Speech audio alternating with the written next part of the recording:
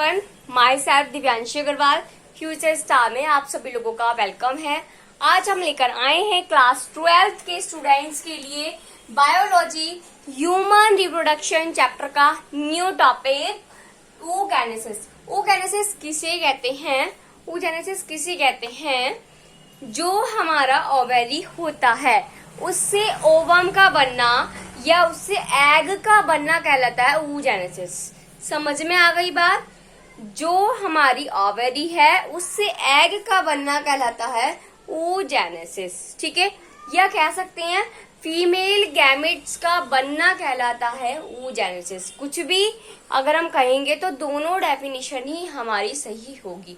अब बात आती है कि ये जो oogenesis है इसके अंदर जो हम बना रहे हैं एग, वो बनता कैसे है? तो सबसे पहले क्या होता है, जो हमारी मेच्योर गैमेट्स होती हैं, जो हमारी मेच्योर गैमेट्स कौन सी? Gamete mother cell. ठीक है, तो जो हमारी गैमेट मदर सेल होता है उसके अंदर डिवीजन स्टार्ट हो जाता है, मियोटिक डिवीजन स्टार्ट हो जाता है। वो अभी कौन से स्टेज का? प्रोफेज फर्स्ट स्टेज का मियोटिक डिवीजन स्टार्ट हो जाता है हमारे गैमेट मदर सेल में, और वो डिवीजन करते करते सबसे पहले बनाती हैं प्राइमरी फॉलिकल। प्राइमरी फॉलिकल के बाद क्या होता है, जो प्राइमरी फॉलिकल है उसके ऊपर एक लेयर आ जाती है, जो कि वो लेयर है वो ग्रैन्युलोसा सेल्स की बनी होती है। अब वो जो ग्रैन्युलोसा सेल होती है उसकी जो लेयर है वो बढ़ती चली जाती है, बहुत सारे नंबर्स में बढ़ती चली जाती है उसके ऊपर, और इस तरीके से वो फॉर्म कर लेती है टर्शियरी फॉलिकल। अब वो जो टर्शियरी फॉलिकल है वो मैच्योर होती है, डेवलप होती है और ग्राफियन फॉलिकल में कन्वर्ट हो जाती है। अब जब ग्राफियन फॉलिकल मैच्योर होती है तो वो क्या होती है, मैच्योर होने के बाद वो रप्चर हो जाती है, फट जाती है, और उसमें से एक टिनी पोलर बॉडी और एक सेकेंडरी oocyte बाहर निकलते हैं, और जो सेकेंडरी oocyte होता है वो ही हमारा ट्रांसफॉर्म हो जाता है, कन्वर्ट हो जाता है हमारे एग में, और इस तरीके से हमारी ओवेरी एक एग को प्रोड्यूस कर देती है। और आज की क्लास में ये ही फ्लो चार्ट हम लोग यहाँ पर स्टडी करने वाले हैं। जो चीज मैंने आपको बताई वही प्रोसीजर है, बस लिखना है हमें यहाँ पर, और कुछ नहीं करना है। समझ में आ गई बात? तो सबसे पहले पढ़ते हैं oogenesis कहते किसे हैं। तो होता क्या है, the process of formation of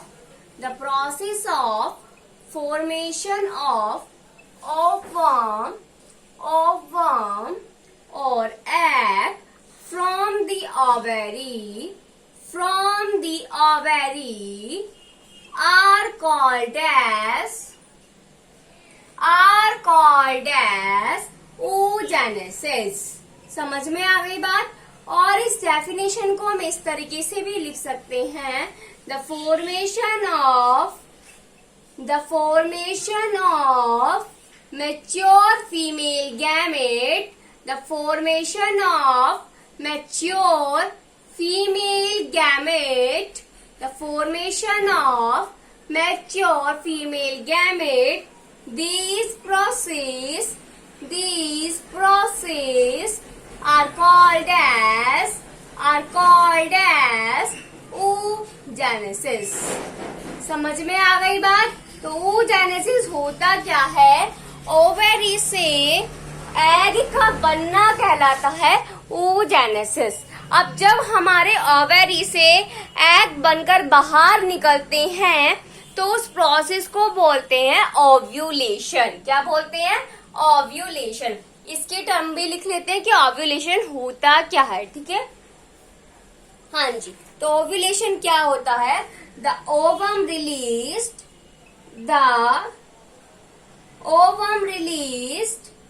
from the ovary, the ovum released from the ovary are called as ovulation। समझ में आ गई बात? तो सबसे पहले हमने देखा कि oogenesis किसे कहते हैं।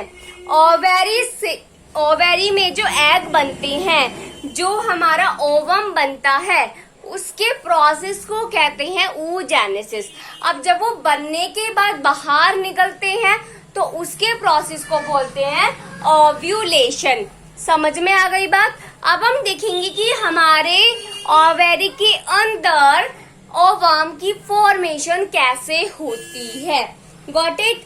तो सबसे पहले हम क्या देखने वाले हैं कि ओवम की फॉर्मेशन कैसे होती है। ओके, यस, इतना तो हो गया होगा आप लोगों का कि oogenesis किसे कहते हैं और ओव्यूलेशन किसे कहते हैं। Okay, yes. अब हम इसके प्रोसेस के बारे में स्टडी करने वाले हैं। तो सबसे पहले जो चीज मैंने अभी आपको बताई थी, एक्सप्लेन करी थी, वही चीज हम लोग यहाँ मेंशन करेंगे।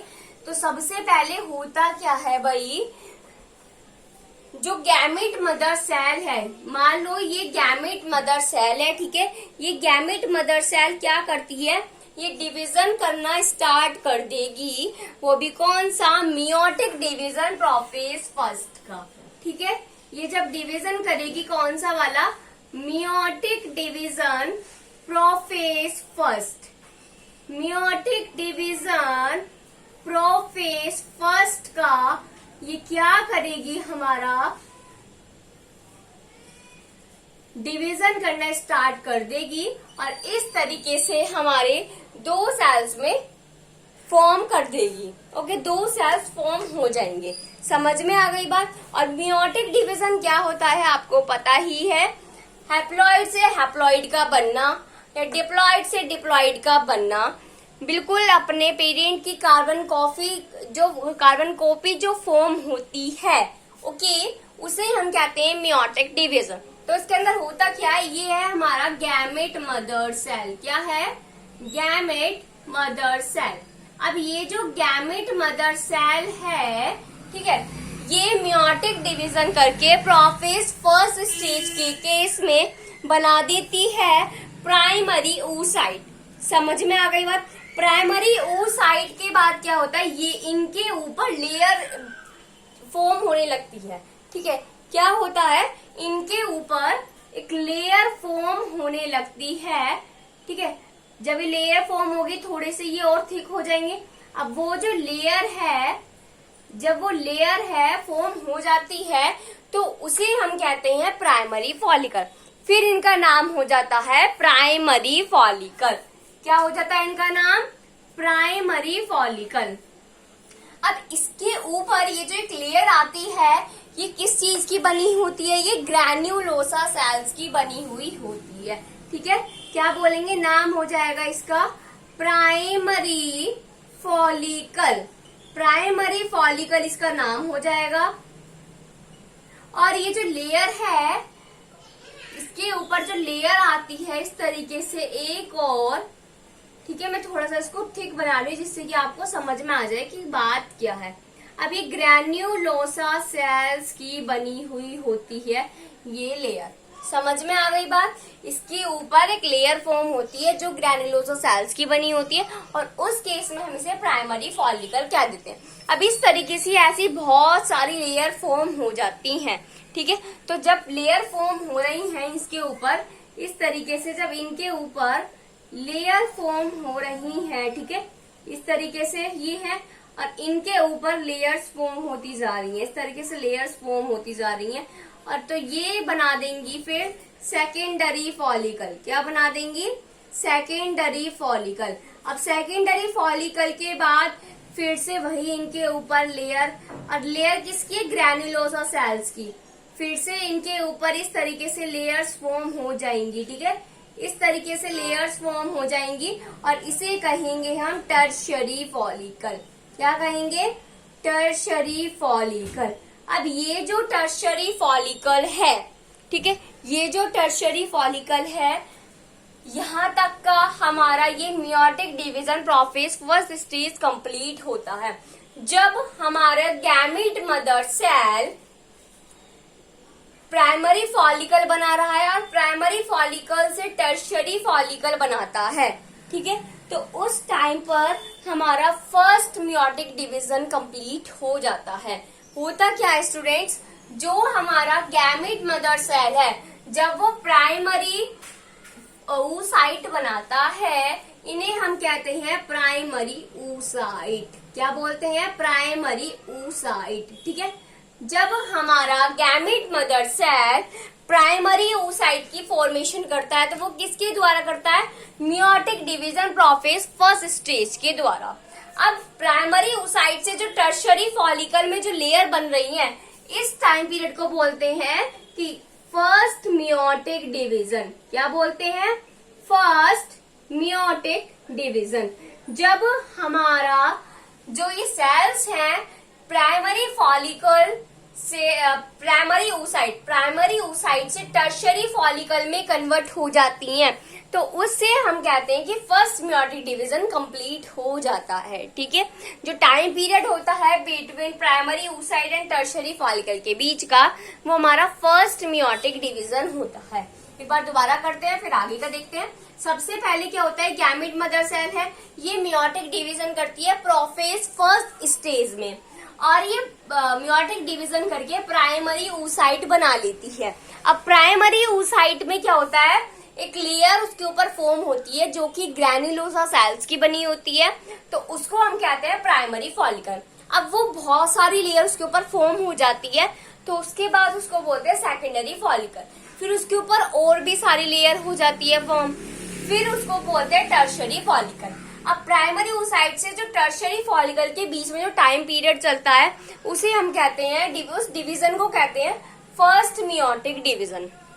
समझ में आ गई बात? अब ये लेयर फॉर्म होने के बाद अभी जो टर्शरी फॉलिकल है, ये कन्वर्ट हो जाता है ग्राफियन फॉलिकल में, मैच्योर होगा। ठीक है, अब ये जो है ये हमारे हो जाएंगे मैच्योर। क्या हो जाएंगे? कोई भी एक ले लेते हैं। ठीक है, ये वाला, ये एक हो जाएगा हमारा मैच्योर।